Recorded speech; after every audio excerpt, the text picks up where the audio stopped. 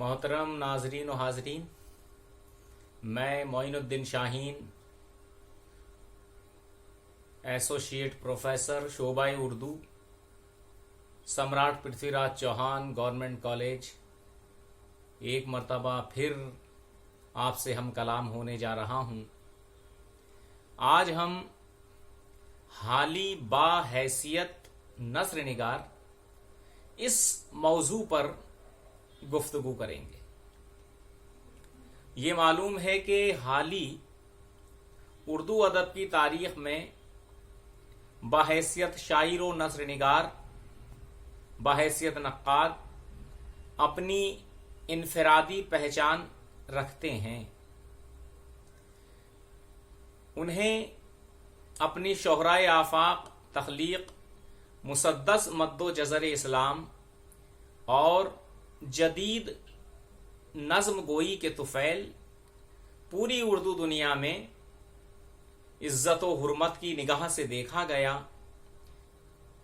वैसे ही बाहैसियत नस्र निगार हाली ने जो कारहाय नुमायां अंजाम दिए हैं, उनकी बुनियाद पर उनकी मकबूलियत व शोहरत का दारोमदार है। ये हम जानते हैं कि हाली ने इब्तिदान कुछ ऐसे मज़ामीन व मक़ालात मासिर रसाइल व जराइद में शाये कराए जो हमें दावत फ़िक्र व अमल देते हैं और जिनका मजमुआ मक़ालाते हाली के नाम से ज़ेवर तबा से आरास्ता होकर मंज़र आम पर आ चुका है। इन मज़ामीन में तनक़ीद भी है, तहक़ीक़ भी है, तबसरे भी हैं और उसलूबियात से मुताल्लिक़, मजहबियात से मुताल्लिक़, अखलाक़ियात से मुताल्लिक़ ऐसे मज़ामीन हैं, शामिल हैं जो हमारे लिए मशअले राह की हैसियत रखते हैं।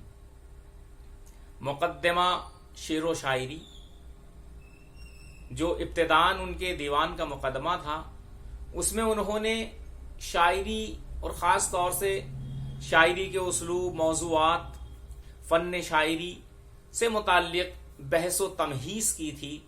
लेकिन इसे इस कदर पसंद किया गया कि हाली ने बाद अज़ां इसी मुक़द्दमे को अपने दीवान से अलहदा किया और एक मुस्तकिल किताब तरमीम और इजाफे के साथ पेश की, जिसका उन्वान था मुक़द्दमा-ए शेर व शायरी।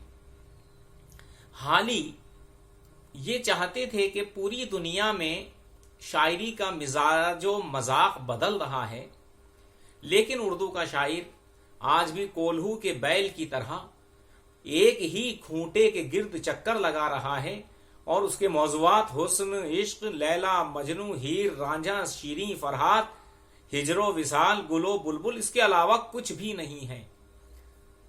वो कहते थे कि हुस्न व इश्क एक मौजू हो सकता है, लेकिन इसी पर हमेशा कायम व दायम रहना और जदीद मौजूआत से फैज़ नहीं उठाना, ये हमारे शायरों की कमी है। इसीलिए उन्होंने मुसद्दस में एक जगह लिखा था कि बुरा शेर कहने की गर कुछ सजा है, अब बस झूठ बकना अगर ना रवा है, तो वो महकमा जिसका काजी खुदा है, मुकर्रर जहां नेको बद की सजा है, गुनाहगार वहां छूट जाएंगे सारे, जहन्नम को भर देंगे शायर हमारे। हाली का ये मुतालबा था कि गजल एक फरसूदा किस्म की सिन्फ सुखन है, उसमें भी इस्लाह की बहुत ज्यादा जरूरत है। दूसरा उन्होंने कहा कसाइद वो भी झूठ का पुलंदा है, हकीकत से बहुत दूर हैं। हालांकि ये ऐसी असनाफ हैं जिनमें मशाकी करते करते हमारे शोराए किराम ने हमारे सरमायाए अदब को, खास तौर से शेरी अदब को बहुत मालामाल किया है। लेकिन उनका ये मुतालबा था कि जदीद किस्म की नज़में या मसनवियात की तरफ हमें कदम बढ़ाना चाहिए। और जब हाली बहुत ज़्यादा बेजार हो जाते थे अपने शोराए किराम से, तो वो यही कहते थे कि गज़ल और कसाइद के नापाक दफ्तर, उफूनत में संडास से जो हैं बदतर। शायद इससे गहरी या इससे तल्ख तनकीद गज़ल की या सिन्फ़ गज़ल की इससे पहले नहीं की गई थी। लेकिन हाली का मकसद ये था कि गज़ल में इस्लाह हो। ये बात अलग है कि खुद उनकी शायरी की शुरुआत गज़ल गोई से हुई थी, بعد میں انہوں نے نظم گوئی کی طرف قدم بڑھایا۔ ان کے نثری سرمایے میں 3 سوانح عمریاں بھی شامل ہیں، جن میں پہلی یادگار غالب، جو انہوں نے اپنے استاد مرزا اسد اللہ خان غالب کی زندگی سے متعلق اس کو ترتیب و تدوین کا کام کیا، بہت تحقیق سے کام لیا۔ دوسری سوانح عمری ہے اپنے حیات سعادی، جس میں فارسی کے مشہور شاعر و نثر نگار و مفکر شیخ مصلح الدین سعادی کی خدمات کا تذکرہ نثر و نظم کے حوالے سے کیا ہے۔ تیسری کتاب حیات جاوید، جو سر سید احمد خان اور ان کے کارہائے نمایاں کو ملحوظ رکھتے ہوئے اس کی ترتیب دی۔ دراصل یہ تینوں ہی کتابیں 2 حصوں پر مشتمل ہیں۔ پہلے حصے میں متعلقہ شخصیات سے متعلق ان کی مفصل متحقق سوانح عمریاں شامل ہیں، اور دوسرے حصوں میں ان کی خدمات کا تنقیدی جائزہ لیا گیا ہے۔ ناظرین، ایک بات میں آپ کے گوش گزار کرتا چلوں کہ اردو کے عناصر خمسہ میں 3 ایسی شخصیات تھیں، یعنی حالی، شبلی اور مولانا محمد حسین آزاد۔ یہ جانتے تھے کہ ہمارا زیادہ تر سرمایہ فارسی زبان سے یہ سمجھیے کہ متاثر ہے، اس کی خوشہ چینی کرتے ہیں یا پیروی کرتے ہیں، تقلید کرتے ہیں۔ چنانچہ انہوں نے یہ مانا تھا، اور ان کا ماننا یا ان کا اس طرح کا نظریہ بڑی حد تک درست تھا، کہ اردو کے ساتھ ساتھ فارسی زبان کا علم اور فارسی ادب سے بھی ہماری واقفیت ہونا چاہیے۔ جیسے شبلی نعمانی نے لکھا تھا سوانح مولانا روم، جس میں انہوں نے مولانا جلال الدین رومی، جو فارسی کے صاحب طرز شاعر تھے، اور مثنوی مانوی ان کی تصنیف تھی، شعری تخلیق تھی، جس کے بارے میں کہا جاتا تھا کہ مثنوی مولوی مانوی ہست قرآن در زبان پہلوی، من نمی گویم کے عالی جناب ہست پیغمبر ولے دارت کتاب۔ اتنا بڑا درجہ اس کتاب کو دیا گیا۔ ان کی سوانح حالی انہوں نے شبلی نے لکھی۔ مولانا محمد حسین آزاد نے 2 فارسی سے متعلق 2 کتابیں لکھی، جو ایک تو خالص لسانی موضوعات سے بحث کی گئی ہے، جو ہے سخندان فارس، اور اس میں کچھ شعراء کرام کے حالات بھی ہیں۔ اسی طرح سے دوسری کتاب انہوں نے لکھی تھی جس کا عنوان تھا نگارستان فارس۔ اس میں بھی فارسی شعر و ادب سے متعلق، شعراء کرام سے متعلق اچھی بحث کی گئی ہے۔ کہنے کا مقصد یہ کہ حالی ہوں، شبلی ہوں یا محمد حسین آزاد، انہوں نے اردو کے ساتھ ساتھ فارسی ادب پر بھی اپنی توجہ مرکوز رکھی یا توجہ صرف کی۔ لہذا حالی نے اس روایت کو آگے بڑھایا تاکہ ہم اردو کے ساتھ ساتھ فارسی کا علم بھی حاصل کر سکیں۔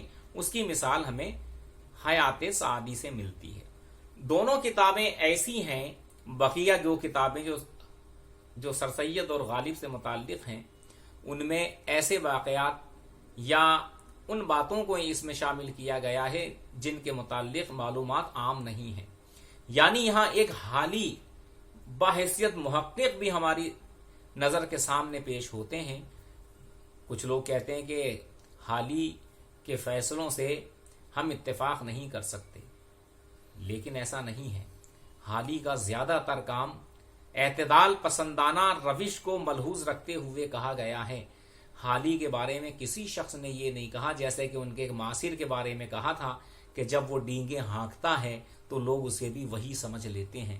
لیکن حالی کے متعلق جتنا کام ہوا ہے اب تک، ادب کی تاریخ میں، تنقید کی تاریخ میں، سوانحی ادب میں یا بحیثیت نثر نگار، انہوں نے جو معاصر رسائل میں اپنے مضامین و مقالات لکھے، اس سے ایک بات بالکل صاف ہے کہ حالی مشرقی انداز فکر سے تو بے کم و کاست واقف تھے ہی، انہوں نے انگریزی زبان سے متعلق مضامین و مقالات کو پڑھا، حالانکہ ترجمہ کروا کے پڑھا، ٹرانسلیٹ کروا کے پڑھا، لیکن حالی کے تجسس، ان کے ذوق و شوق کی داد دینی پڑتی ہے کہ انہوں نے محنت و مشقت کی اور اس کو مغربی علوم و فنون، خاص طور سے انگریزی تنقید، انگریزی نثر، انگریزی اسلوب سے فیضیاب ہونے کی کوشش کی ہے، کسب فیض کرنے کی کوشش کی، اور وہ فیضیابی یا وہ اثر، وہ تاثر اردو نثر کی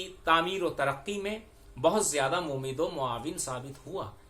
حالی جب اپنے اسلوب کی طرف دھیان دیتے ہیں تو وہ اس بات کا دھیان رکھتے تھے کہ ایسے الفاظ کا انتخاب کیا جائے جو برجستہ ہوں،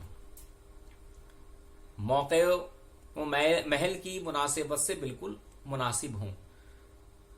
بھائی دیکھیے، انہوں نے ایک مطالبہ کیا تھا کہ شاعروں کو چاہیے کہ وہ تفوح الفاظ، یعنی الفاظ کی تلاش سے کام لیں تو ان کی شاعری مالا مال ہوگی، لیکن حالی نے یہ کر کے بھی دکھایا۔ نہ صرف شاعری بلکہ نثر میں بھی انہوں نے ایسے الفاظ کا استعمال کیا، ایسے الفاظ کو اپنی تحریروں میں شامل کیا جو عوام الناس تک اپنی بات کو بہترین طریقے سے پہنچا سکتے تھے، اور وہ تمام ان کی تحریریں، ان کی تراکیب اثر میں ڈوبی ہوئی ہوتی تھی، اسی لیے لوگوں نے اس کو پسند کیا۔ اور آج ہم جس نثر پر سر دھنتے ہیں یا جس نثر کو پسند کرتے ہیں، اس میں حالی کی اصلاحی تحریک کا بھی کہیں نہ کہیں حصہ رہا ہے، ورنہ ہم آج بھی وہی پرانی قسم کی اور فرسودہ قسم کی، روایتی قسم کی نثر لکھ رہے ہوتے۔ چنانچہ ہمیں حالی کا احسان مند ہونا چاہیے۔ خدا حافظ۔